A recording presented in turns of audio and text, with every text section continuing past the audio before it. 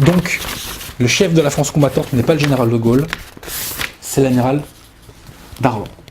Et si la France est aux côtés des puissances vainqueurs à la fin de la guerre, c'est parce que l'armée française s'est battue, et c'est Darlan qui l'a renvoyé. Donc si De Gaulle n'avait pas existé, il y aurait eu Darlan pour être à la tête de la France combattante. De Gaulle n'a rien à voir, donc je vous disais, avec le mouvement de résistance. Enfin, il n'en a initié aucun. Et il n'a pas initié non plus le débarquement en Afrique du Nord, ce qu'il a très mal pris. Je précise... Oui, parce qu'il n'est pas au courant, il paraît qu'il est furieux. Ah, il est furieux. Parce il a dit j'espère que Vichy va les foutre à l'eau. Ouais, voilà. Et Monsieur Lemaigre de Broglie, qui fait partie des 5, a écrit ce livre, Vicissitude d'une victoire, sous le pseudo de Crusoe à l'époque, parce que c'était un petit peu risqué de tacler De Gaulle à l'époque, là, c'était un peu tendu. Il raconte que De Gaulle, il était hors jeu, quoi. Là, c'était hors sujet, quoi. Mais De Gaulle, il n'envoie pas un de ses représentants après l'opération Torche pour essayer de reprendre la main un peu sur ce qui se passe. Mais j'y arrive. Ah, voilà. Et là, on va voir que... Alors, je m'explique. Darlan est le dauphin du maréchal Pétain. Darlan se bat au nom de la Révolution nationale, de ce fameux ordre chrétien qui nous disait, qui s'oppose aux utopies matérialistes et païennes des pseudo-philosophies terriennes et fascistes. Darlan est le légataire de l'héritage spirituel de la France et des traditions françaises. Que va-t-il se passer ? Le 24 décembre, il va être assassiné. Il est assassiné par un ancien membre de l'Action française. Un petit jeune. Un petit jeune manipulé. Il a 18 ou 19 ans, je crois, c'est ça. Des idiots utiles comme on en voit de plus en plus en ce moment. Antifa, mais ouais, par exemple. Bonnier de la Chapelle. Voilà. Ils sont tirés au sort, c'est ça. Alors oui, mais attention. Pour la petite anecdote. Mais pour qui bossait Bonnier de la Chapelle ? Ça, c'est intéressant. Ouais. Bonnier de la Chapelle travaillait pour l'abbé Cordier, qui lui-même travaillait pour Henri d'Acier de la Vigerie, un des membres des 5. Mais pour qui travaillait Henri d'Acier de la Vigerie ? Il travaillait pour le comte de Paris. Qui a organisé la mort de Darlan ? Le comte de Paris, à son moment... Ce qu'il faut savoir, c'est que Darlan reprend le pouvoir au nom du maréchal Pétain et il crée le Haut Commissariat, le Haut Commissariat de l'Afrique française, ou je sais pas quoi. Enfin, on va l'appeler ça le Haut Commissariat. Et il crée aussi un Conseil d'Empire. Ce que voudrait le comte de Paris, c'est de dire, écoutez, Darlan, figure controversée, donc moi je pourrais prendre sa place, comme ça je pourrais faire la réconciliation entre toutes les fractions de la résistance française. Ok. Le problème, c'est que Darlan, lui, n'est pas d'accord, mais le comte de Paris, lui, veut reprendre le pouvoir pour peut-être éventuellement réinstaurer une monarchie. Le problème, c'est qu'il est indécis, puis il est encore jeune, donc il ne sait pas trop quoi faire. Mais le 19 décembre 1942, arrive de Londres François d'Astier de la Vigerie, le frère d'Henri et le frère de Emmanuel d'Astier de la Vigerie. Curieuse famille. Il rencontre le comte de Paris. Il noue un accord. L'accord est le suivant. Nous, gaullistes, nous assassinons Darlan. En contrepartie, vous prenez sa tête, vous prenez la tête du Haut-Commissariat et vous faites un gouvernement Giraud de Gaulle avec De Gaulle ministre d'État. Et De Gaulle et Giraud aux armées. Ça, c'est le deal de base. Donc Bonnier de la Chapelle va assassiner Darlan. Le problème, c'est que le Conseil d'Empire ne va pas élire à la tête du Haut-Commissariat le comte de Paris. Il va élire Giraud. Et en plus, les Américains ne voulaient pas de restauration de la monarchie sans que le peuple français l'ait validé démocratiquement. Et de toute façon, là, pour le coup, les Américains nous ont rendu à bon service parce que les Orléans, je pense que c'est pire que la République de nous avoir. C'est le mauvais plan, c'est le mauvais plan, les Orléans. Donc voilà. Donc il y a une conspiration gaulo-monarchiste qui n'a pas marché comme on l'espérait. De Gaulle monarchiste de base, royaliste de base. Tout à fait, sauf que De Gaulle, De Gaulle était un patriote français, mais il y a quelque chose qui l'aimait plus que la France, c'était sa personne. Et De Gaulle, quand il faisait le mal, avait une conscience totale du mal qu'il faisait. Totale. C'est pour ça qu'il est coupable. Il n'y a pas de péché sans conscience du péché, mais De Gaulle avait conscience des péchés qu'il commettait. C'est pour ça que je l'en veux beaucoup. Donc Giraud arrive à la tête du Haut-Commissariat. Et à ce moment-là, au titre des... les accords Giraud-Murphy rentrent en jeu. Mais alors là, De Gaulle est emmerdé, il dit merde, je me suis débarrassé de Darlan et maintenant il y a Giraud à la tête du Haut-Commissariat. Zut. Que faire? Alors, ce qu'il faut savoir, c'est que donc Giraud, à ce moment-là, s'entend pas trop mal avec les Américains. Et qu'au mois de janvier, du 14 janvier 1943, sont signés avec Roosevelt les accords d'Anfa. Au titre de ces accords d'Anfa, la France a appelé officiellement les États-Unis pour venir l'aider. On s'engage à rétablir l'intégrité du territoire français. Bon, Giraud n'est plus le défenseur de la cause alliée, vous savez, le commandant suprême interallié, mais bon. Mais la France est alliée des États-Unis, et Giraud officiellement, et je cite, je crois qu'il il a un droit, il a le devoir et le droit de défendre les intérêts de la France. Donc Giraud est le représentant officiel des intérêts de la France. Donc ça, c'est les accords d'Anfa. Donc ça consacre l'autorité de Giraud. Et là, De Gaulle et Churchill sont emmerdés.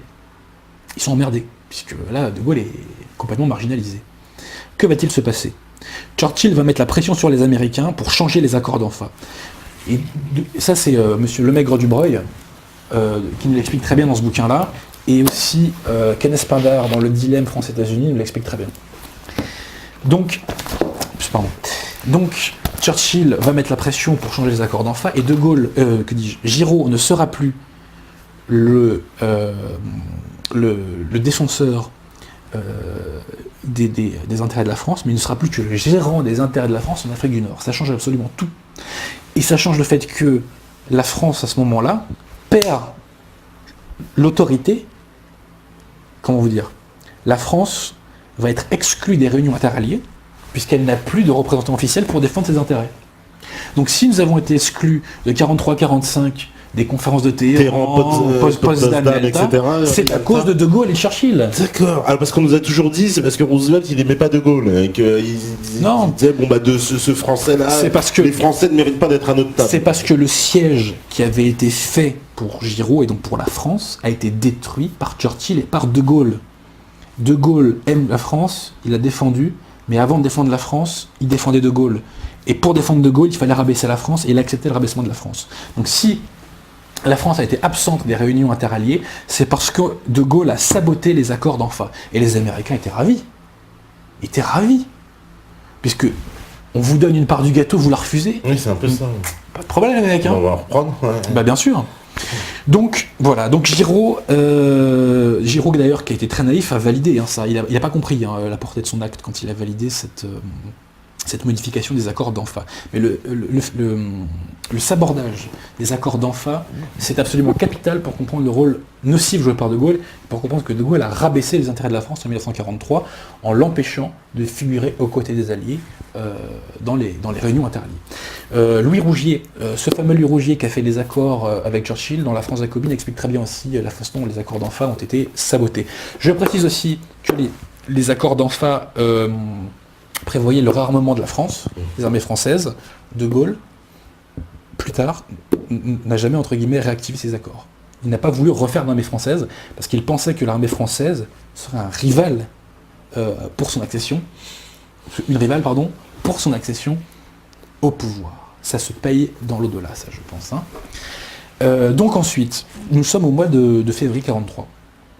Un conseiller de Giraud va lui conseiller, pardon pour la répétition, de se rallier à la thèse gaulliste. Et Giraud va rompre avec Vichy à ce moment-là, en mars 1943, par une déclaration dans laquelle il dit que le peuple français n'est plus libre depuis le 23 juin 1940, etc. Et De Gaulle, je cite, dit que Giraud a fait un progrès dans sa doctrine. Je ne vous dis pas encore le nom de ce conseiller, parce qu'on va le revoir plus tard. Giraud est un peu naïf, mais c'est un homme de bonne foi, et il va essayer de se rallier à De Gaulle. Et donc, Giraud et De Gaulle vont trouver un accord pour former le Comité français de libération nationale, dans lequel il y aurait 3 voix pour Giraud, 3 voix pour De Gaulle. Donc c'est Giraud, son fameux conseiller, plus une autre personne, et c'est De Gaulle plus 2 autres personnes, 3 contre 3. Nous sommes au mois de juin 1943. Première réunion du Comité de libération nationale. De Gaulle s'énerve. Il dit c'est scandaleux, je veux qu'un tel, j'ai oublié son nom, est-ce que je l'ai il dit que je veux qu'un tel, qui est un de mes hommes, intègre le Comité de libération nationale, qui lui permettrait d'avoir la majorité.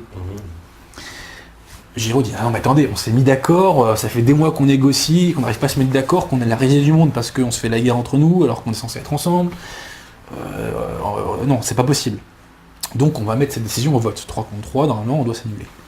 Seulement, le fameux conseiller de Giraud va voter en faveur de l'entrée du gaulliste supplémentaire. Giraud va être trahi par un de ses conseillers. Est-ce que je suis clair là ? Ouais. Et donc, le conseil va rentrer, et De Gaulle, à ce moment-là, va prendre la majorité, et il va devenir le chef de la France combattante. Qui est cette personne qui a trahi Giraud pour De Gaulle, en votant pour De Gaulle ? Qui est cette personne ? Tu la connais, hein ? C'est quelqu'un qu'on revoit après. Tu la connais. C'est quelqu'un qu'on revoit après, c'est le moins qu'on puisse dire. Méga quiz. Qui est la personne qui a permis à De Gaulle, qui a trahi Giraud, et qui lui a permis de prendre la majorité au Comité de Libération Nationale ? C'est pas Chaban-Delmas. Pas du tout. C'est un des plus grands traîtres de l'histoire de France. Un des plus grands traîtres de l'histoire de France. Un apatride. Ah, apatride. Jean Monnet. Jean Monnet. C'est Jean Monnet. Charles de Gaulle doit sa carrière, entre guillemets, à Jean Monnet. C'est grâce à la trahison de Jean Monnet que De Gaulle prend le pouvoir, prend la majorité des voix au Comité de Libération. Et De Gaulle, petit à petit, va pouvoir marginaliser Giraud. Mais il fait pas... Alors, s'il fait ça avec Jean Monnet, c'est pas pour faire un deal pour après la guerre, se dire avec les Américains, parce qu'il était question de faire un gouvernement provisoire avec Jean Monnet après la guerre, et que Jean Monnet devait être même président du Conseil ou quelque chose comme ça. Alors ça, je n'étais pas au courant que Monnet devait être président du Conseil. En tout cas... Enfin, qu'il avait un plan B avec les Américains. En tout cas, Monnet... ça confirme. Monnet... De Gaulle le tout à Monnet, hein. Ça c'est clair et net. Hein. C'est grâce à Jean Monnet que De Gaulle a pu marginaliser Giraud. Par la suite, en novembre 1943, De Gaulle dit à Giraud, vous êtes le chef militaire. Alors j'oubliais, pardon. Pendant toute cette année 1943, on n'en parle jamais, il y a la campagne de Tunisie, pendant laquelle l'armée française combat donc aux côtés des Alliés, l'armée de Rommel. Et l'armée française va laver en partie l'affront, en partie seulement, de 1940. Et cette armée, je le répète, je matraque, faite par Végan à la demande de Pétain, relancée dans la guerre par l'amiral Darlan, avec l'approbation par télégramme secret, sur idée de l'amiral Lefond, par le maréchal Pétain. Voilà. Donc Giraud, qui est à la tête de cette armée, va être marginalisé progressivement. De Gaulle va lui demander de quitter le comité de libération, parce qu'on ne peut pas soi-disant officiellement être à la fois civil et militaire. Non, c'est lui, ça ne l'a pas dérangé pour son cas. Oui. Enfin, on peut pas à la fois avoir le pouvoir, on peut pas avoir le pouvoir politique et militaire à la fois, donc vous partez. Et ensuite, en avril 1944, il destitue Giraud, en lui disant « je vous donne tel autre poste », un poste complètement bidon, mais il le retire du commandement suprême de l'armée. Pourquoi ? Parce que De Gaulle ne veut pas qu'au débarquement, il y ait une figure capable de rivaliser avec lui. Parce que, bien évidemment, dans une telle situation, le Giraud aurait acquis un prestige énorme. L'armée française qui débarque le 6 juin, ça rouille la gueule quand même. Hein. Et De Gaulle, qui n'est pas une contradiction près, il dit bon bah puisque c'est plus vous le chef de l'armée, eh ben c'est moi. C'est moi. Eh ben, oui, c'est beau la vie. Hein. C'est beau la vie. Hein. Et à peu près un mois avant le débarquement, le comité de libération va se muter en gouvernement provisoire, sachant que De Gaulle s'était engagé à respecter ce qu'on appelait la loi, je crois, Tréveninck, en vertu de laquelle, en fait, si vous voulez, enfin si tu veux, on se tutoie, les conseils municipaux, en fait, devaient élire des individus, une assemblée qui elle-même élirait des individus pour le gouvernement provisoire. De Gaulle avait dit, je respecterai cette loi qui était votée sous la Troisième République, et ça. En fait, tu parles, il la met à la poubelle, le gouvernement, c'est moi. Et il faut attendre le mois d'août 1944, pour que, le 23 août 1944, pour que ce gouvernement soit reconnu comme le gouvernement de la France. Et pourquoi il est reconnu ? Parce qu'à ce moment-là, Pétain et Laval ont été enlevés par les Allemands, et qu'il y a un vide légal. Et là, j'aimerais raconter une chose que les gens ne savent peu, c'est que Laval avait récupéré le président de l'Assemblée nationale, Herriot, pour faire un gouvernement Laval-Herriot, à l'arrivée des Américains. Le problème, c'est que la Gestapo était contre, et donc ils ont été dénoncés à la Gestapo par deux personnes, Marcel Déat et De Brinon. Et donc à cause de ça, il y a eu un vide légal, et Vichy a disparu parce qu'il y avait un vide légal, et De Gaulle s'est engouffré dans ce vide. Et dans ce vide, en fait, il y a eu une course entre De Gaulle et les communistes pour savoir qui arriverait à s'imposer, et c'est De Gaulle qui a gagné cette course. Néanmoins, il était resté les mains dans la main avec les communistes. J'aimerais vous lire, pardon, j'ai oublié de vous la lire, une lettre, faut que je retrouve le truc, une lettre de Ribbentrop à Pétain. Une lettre parce qu'en fait, si vous voulez, De Gaulle, le 3 novembre 1943, va créer une assemblée consultative. En gros, c'est vraiment mimer un parlementarisme. Alors qu'en fait, les membres de cette assemblée n'ont bien évidemment pas été élus, ils sont simplement nommés. Donc c'est vraiment pour mimer le truc, quoi. Et Pétain, pour entre guillemets contrer ça et assurer sa légitimité, va tenter un nouveau entre guillemets 13 décembre. Il va tenter d'éjecter Laval et il va faire un acte constitutionnel dans lequel il est dit que s'il venait à mourir, le pouvoir constituant reviendrait à l'Assemblée nationale. Et donc les Allemands considèrent que c'est une façon de restaurer l'Assemblée. Et voici la lettre que Ribbentrop écrit à Pétain. Enfin, un extrait. Si l'on jette un regard sur les 3 dernières années des rapports franco-allemands, il reste incontestable que les mesures que vous avez prises en votre qualité de chef de l'État ont eu malheureusement trop souvent le résultat de rendre plus difficile la collaboration, qui pourtant était poursuivie par le gouvernement français. Cette lutte constante contre tout travail positif a eu pour conséquence de rendre impossible par votre résistance permanente la nomination aux postes les plus importants du gouvernement français et de l'administration, des hommes dont l'attitude loyale aurait assuré l'exécution d'une politique raisonnable de consolidation intérieure de la France. Pour toutes ces raisons, vous ne serez pas surpris, monsieur le maréchal, si le gouvernement du Reich observe votre activité avec une réserve toujours croissante. C'est-à-dire que, en fait, les nazis sont en train de dire vous êtes trop résistants, ça fait 3 ans que vous nous faites chier parce que vous avez tout fait pour nous savonner la planche. C'est bien résumé. C'est bien résumé. Je précise qu'après cette crise, les Allemands ont imposé un remaniement au gouvernement et que là, ils ont imposé l'entrée de purs collabos au gouvernement, comme par exemple, comment s'appelle-t-il Henriot et Darnan. C'est vrai que le cas Darnan est compliqué parce que Darnan a failli rentrer dans la résistance. Et oui, mais voilà. Il y a plein de trucs dont j'ai pas pu parler ce soir. J'ai pas pu parler du service du travail obligatoire, j'ai pas pu parler du cas Laval, j'ai pas pu parler de la milice. Il y a plein de trucs, il y a tellement à dire. Mais voilà, donc... Et donc De Gaulle, parce qu'en fait finalement, c'est ce que tu es en train pour arriver, parce que je comprends que ça veut dire qu'en fait il a fait un coup d'état quelque part, c'est ça, il a fait un coup d'état. Il a fait un coup d'état et en plus il s'accapare des lauriers qui ne sont pas à lui finalement. Exactement. Il reprend le commandement d'une armée qu'il n'a pas créée.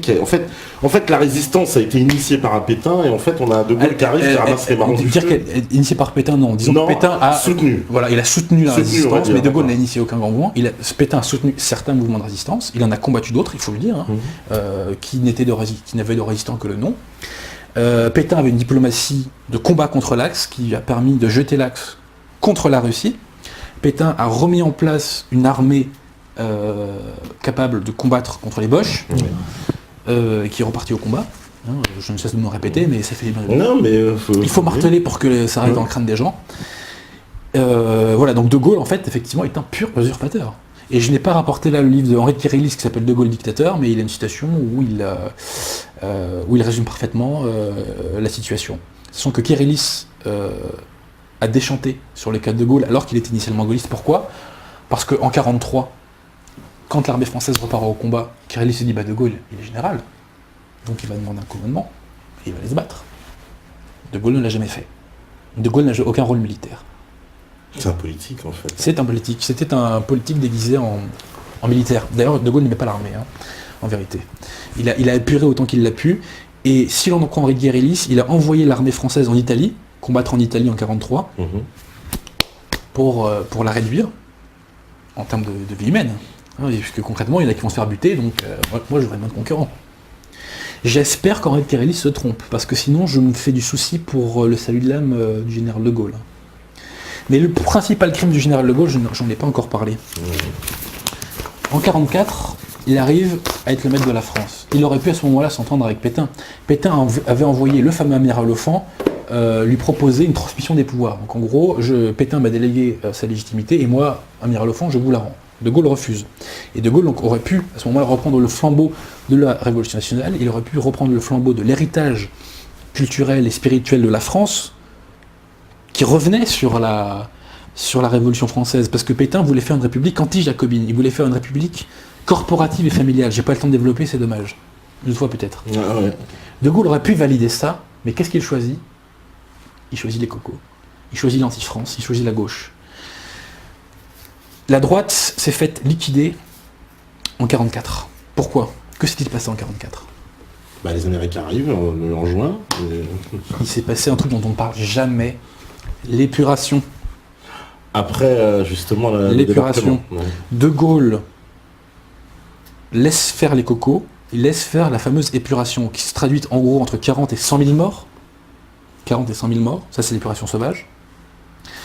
C'est pas des collabos qui sont fait buter pendant l'épuration, bien sûr, on a pu en trouver. Il y a la vengeance aussi, c'est quoi alors? On a voulu liquider une classe sociale, on a voulu liquider les notables de droite.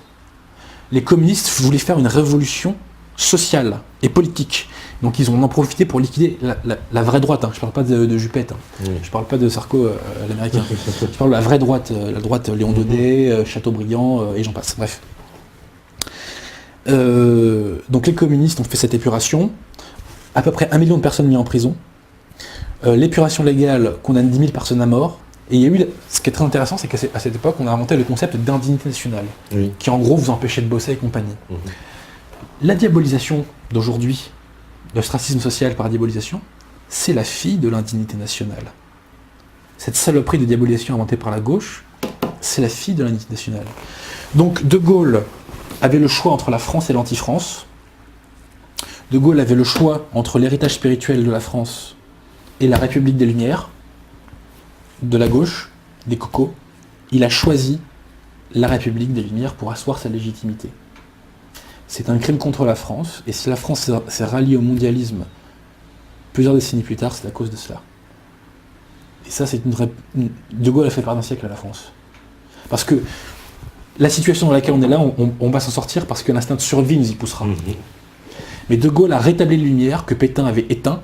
Pétain les avait mis à l'amende, il avait mis l'amende de la franc-maçonnerie d'ailleurs, petite parenthèse. Oui, c'est vrai. Oui. Ce que sympatoche. Et De Gaulle avait le choix donc entre ça et la barbarie communiste, et il a choisi ça. On me dit, je ne suis pas d'accord avec Adrien Abosi, De Gaulle était un spécialiste de l'armée de terre en stratégie par les tanks. Non, ça c'est... Alors, parce que ça c'est le grand mythe qu'il aurait que Hitler se sera inspiré du livre de Gaulle. Bien sûr, parce qu'il parlerait d'une guerre mécanisée. Non, c'est parce que De Gaulle a fait un truc sur un livre qui s'appelle L'armée de métier, mais c'est que De Gaulle a eu quelques commandes. Il a eu une très très belle division pendant la guerre, et on a raconté que c'était le seul général qui avait eu une victoire. Enfin, c'est pas vrai. Non, mais ça c'est ce qu'on appelle une idée reçue, cher monsieur, et il faut aller vérifier. Quand on a une affirmation, là je fais mon avocat, Vous savez, quand la partie adverse m'oppose un argument, je vérifie quoi. Ouais. Je vérifie si ce qu'il dit est vrai. Vérifiez. Et tout ce que j'ai dit moi, ce soir, vérifiez-le. Vérifiez-le. Voilà, parce que ça c'est un lieu commun, c'est vrai que nous aussi on a appris à l'histoire que De Gaulle aurait écrit ce livre dans les années 20 où il critiquerait l'état de l'armée, les années 30, pardon, il critiquerait l'état de l'armée française, il préconiserait une armée mécanisée, etc. et que Hitler aurait suivi ces conseils-là. Ça c'est un peu la légende quand même, maintenant je m'aperçois avec le temps. L'Amérique a été découverte en 1935. On me dit, De Gaulle, inventeur du Blitzkrieg, en fait, oui, c'est... N'importe quoi. De Gaulle n'a pas inventé des stratégies militaires à ce point. Non. D'accord.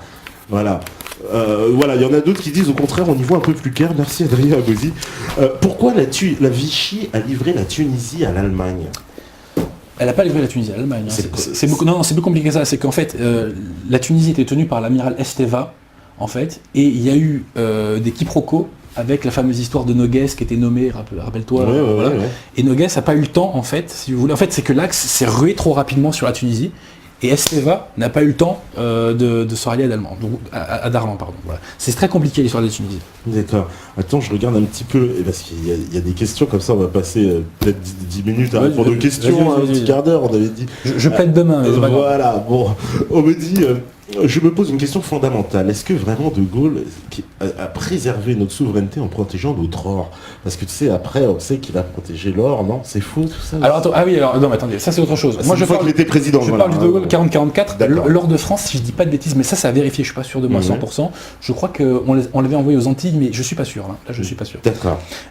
Mais que De Gaulle ait pu rendre des services après, c'est très bien. Mais De Gaulle a combattu contre les conséquences du mondialisme. Mais il a rétabli la cause du mondialisme qui est la lumière. L'héritage spirituel de la France est incompatible avec le mondialisme. Et si la France, les élites françaises se sont données au mondialisme dans les décennies qui suivent, c'est parce que De Gaulle a rétabli les Lumières en 1944. C'est un crime contre l'âme de la France, et De Gaulle le savait très bien. Et il l'a fait pour sa propre gloire, c'est ça? Oui, bien sûr. Ouais. Devant, en fait, il a fait passer l'intérêt national derrière.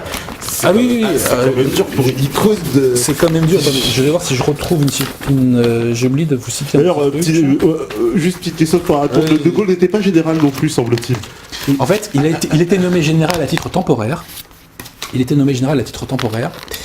Et comme il refusait de revenir, il y a eu un échange de télégrammes entre le ministre de la guerre de l'époque, Colson, et De Gaulle entre le 18 et le 21 juin, et comme il refusait de revenir, mais enfin, il dit qu'il va revenir le 21 juin par télégramme, et comme il a refusé de le faire, et bien le président de la République, dans un document contresigné par le président de la République, il a été remis colonel, quoi. J'aimerais vous faire une dernière citation. Ouais. Une citation de René Rionnier dans son livre Réquisitoire contre le mensonge, un livre anti-gaulliste absolument génial, qui parle aussi beaucoup des questions algériennes. Il nous est arrivé de nous demander au cours de notre travail comment un être normal peut, sans avoir honte de lui-même, s'abaisser à mentir, à tromper, à trahir, à mystifier des hommes, français ou musulmans, qui de bonne foi se sont confiés et dévoués à lui. Nous n'avons pu formuler qu'une réponse, et ce n'est pas la lecture de son œuvre de jeunesse qui l'infirmera.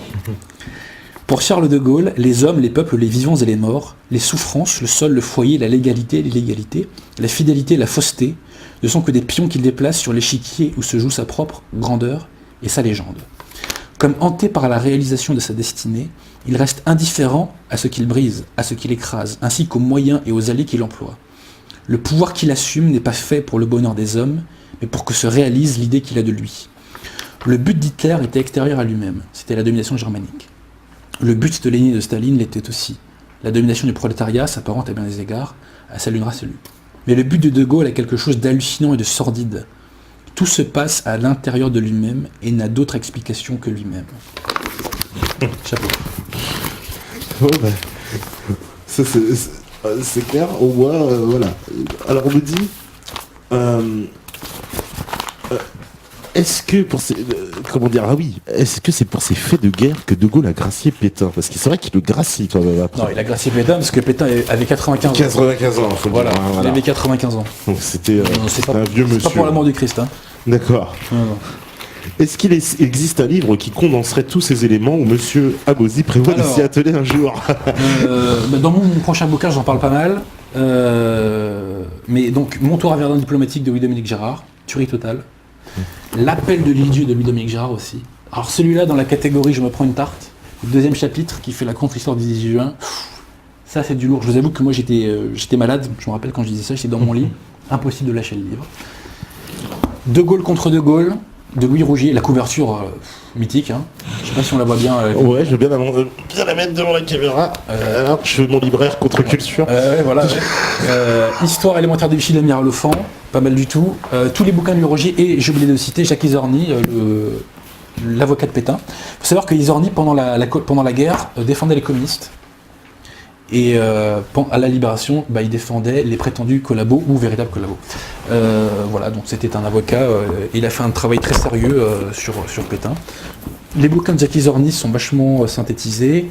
Je les ai pas sous les mains là, bon, c'est pas grave. Voilà, mais sinon, l'homme à découvrir, c'est Louis-Dominique Gérard. Ça, vraiment, Gérard, d'accord. Ça a changé ma vie. Hein. Ça, vraiment, dans la catégorie débranchage de la matrice, c'est lourd, hein, c'est du lourd. Les bouquins de Jean-Raymond Tournou sont pas mal aussi. C'est un résistant, c'est très facile à lire, il y a plein de citations. On peut lire donc Pétain et la France, et aussi il y en a un autre qui est pas mal, qui s'appelle Pétain et De Gaulle. Voilà. On me dit, alors aussi, je lis vos questions, chers amis. Est-il possible que la dissidence produise des documentaires de grande envergure thème par thème afin de rétablir la véritable connaissance? Oui, c'est quoi la dissidence? Voilà, faudrait définir qui. Ouais, c'est quoi la dissidence? Si c'est Laurent Louis, bon, il y a peu de choses. Hein. J'ai accompli, mais bon. On me dit, tu ne parles pas trop du Parti communiste. Un petit peu quand même, tu as parlé de l'Alliance communiste. J'ai pas eu le temps de beaucoup en parler, c'est vrai. Mais je vais en parler, ce sont des pourritures. La gauche, c'est l'anti-France, c'est l'anti-socialisme. On a vu De Gaulle, quand même, toute sa carrière faire quand même alliance avec les communistes de nombreuses fois. Mais est-ce qu'il y a quand même à un moment donné, il n'a pas un peu fait, on va dire, alliance avec les communistes pour sauver la France. Je pense, je me fais l'avocat du diable, je pense entre autres au vote contre l'armée européenne de défense qui fait échouer avec le vote communiste. Ouais, enfin bon, attends, on va être sérieux là.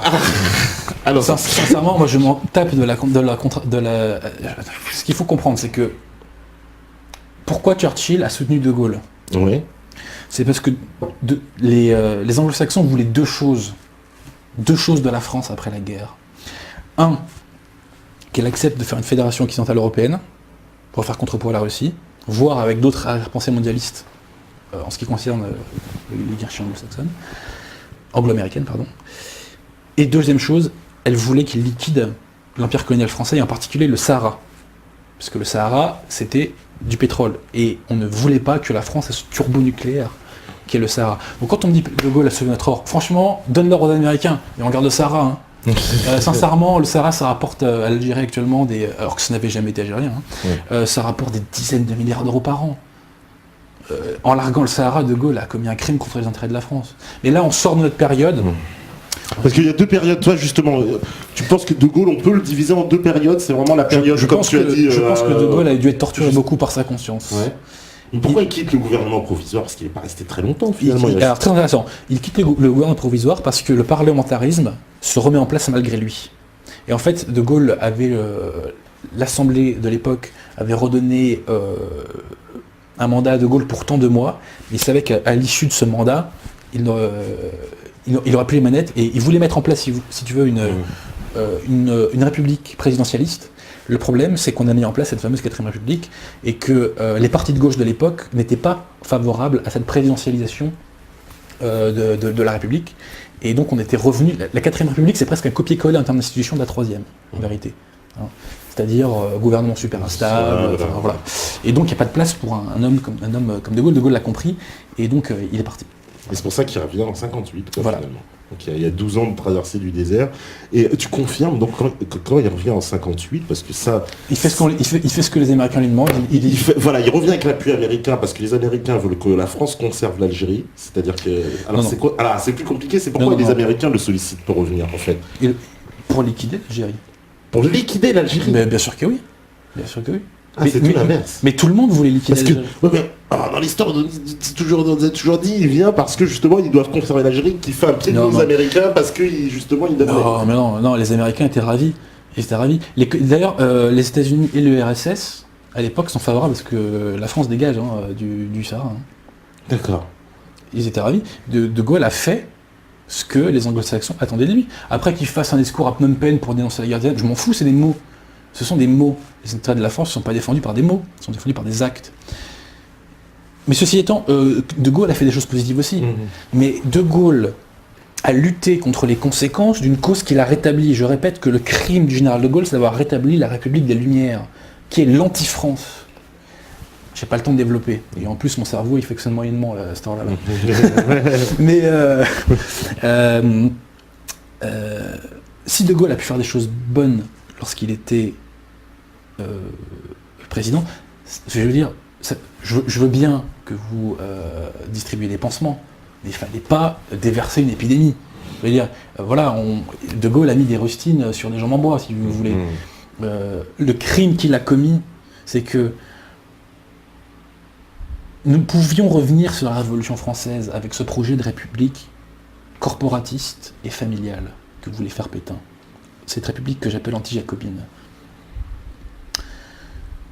Pétain voulait rechristianiser la France. Je rappelle que Pétain voulait qu'on apprenne les devoirs envers Dieu à l'école. Hein. On voit où on en est aujourd'hui. Vous savez, beaucoup de gens critiquent mai 68, mais mai 68, c'est la conséquence de 1944. Mai 68, c'est la conséquence de l'épuration. La droite s'est faite liquider en 1944.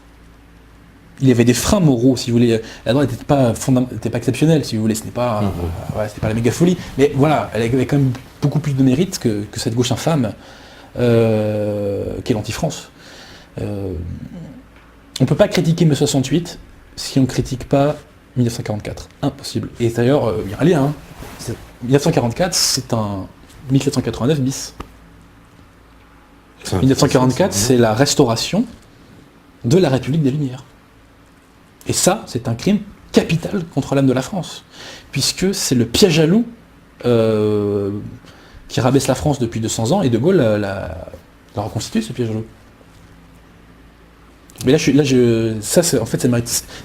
mérite une émission. Je pense qu'on pourra en refaire de toute façon, parce que vous tous vous me dites, ouais, c'était super intéressant. En tout cas, merci Adrien, vraiment une émission. Y a pas de quoi. Une émission hyper intéressante. Je remercie Méta TV parce que, sincèrement, ce que j'ai dit là, à ma connaissance, ça n'a pas été dit depuis des décennies. Ouais, et il faut que la France comprenne ce qui s'est passé à cette époque-là et qu'elle n'a pas été cette saloperie que le système lui dit qu'elle est. La France vaut mieux que ce que le système dit d'elle. Et certains hommes diffamés par le système, le maréchal Pétain, le général Végan, l'amiral Offand et beaucoup d'autres, même Darlan quelque part. Même et l'amiral Darlan, tout à fait, ne sont pas ces saloperies qu'on nous dit qu'ils sont. C'était des patriotes, ils ont fait ce qu'ils ont pu pour se battre pour la France, et je le dis, ils ont combattu le nazisme. Et je mets au défi n'importe quel contradicteur. Là, tu vas faire pire que Zemmour, je pense. Qu'est-ce qu'il en a parlé 20 minutes, ça a fait un tremblement de terre. Je suis pas dans les mêmes cénacles que lui, c'est-à-dire que moi, ici, je peux parler librement, j'ai pas autour de moi un contexte. C'est vrai que nous, on n'est pas en procès comme lui, le parce pauvre que serait dans si demain j'allais chez Ruquier, je serais dans le cadre d'un guet-apens médiatique. Oui, ce serait terrible. Et puis voilà, on me mettrait des coups dans les tibias, enfin voilà quoi, ça serait... Bon. Vous allez réhabiliter le nazisme, c'est ça qui te dirait Émeric Pamon. Émeric Caron. En tout cas, merci. Nous, de toute façon, on te reverra. Je souhaite toutes mes condoléances. Je suis toutes mes condoléances au cerveau d'Émeric Caron. Et Émeric Caron, ouais, mais aussi. Ça lui fera plaisir. Et puis on passe le bonjour à Éric Zemmour. D'ailleurs, s'il regarde, sait-on jamais cette émission, il sera le bienvenu ici avec grand plaisir pour venir nous parler de son livre, parce qu'on a plein de questions à lui poser. En tout cas, merci beaucoup. Zemmour fait beaucoup de bien. Il fait beaucoup de bien. En tout cas, il ouvre les débats. Moi, je suis pas d'accord avec tout, mais je trouve qu'il ouvre les débats et puis il emmerde le système. On peut dire ce qu'on veut de lui, mais... Ah oui, quand on commence à traiter d'antisémite, je me dis oui, c'est vrai qu'il est fait chier. Là, il est fait chier, vraiment. Quand t'as Tani et puis Marc Benamou qui commence à dire c'est un antisémite, bon... Ouais. C'est même pas sérieux. Ça commence à devenir inquiétant. Et en tout cas, merci à vous tous qui étaient connectés. Je sais, allez, en vrac, il y a Spotlife, GG, Victor Doomdoon, Elvor, un culte dissident. Un culte dissident, par contre, il va falloir se cultiver un peu. Speeddealer, Justine Shep, Nasrallah Padragon, Jimmy, Razien, Paytac, Eleftheros, Moa, Very Bad Joke, Peck, etc., D'Artagnan, Autonomie, Axo, bien sûr. Libertad, etc. Merci beaucoup. Il y a Steph à la régie, bien sûr. Voilà, on fait une bise à Mika pour qu'il se rétablisse le plus rapidement possible. Et puis, bien sûr, on se retrouve demain avec Cro-Blanc. Voilà, donc ça va polémiquer aussi pas mal, je sens. Ouh là là, c'est des soirées polémiques cette semaine. Donc en tout cas, merci à tous, parce que vous savez très bien que si vous écoutez ce message, c'est que vous êtes la résistance. Ciao!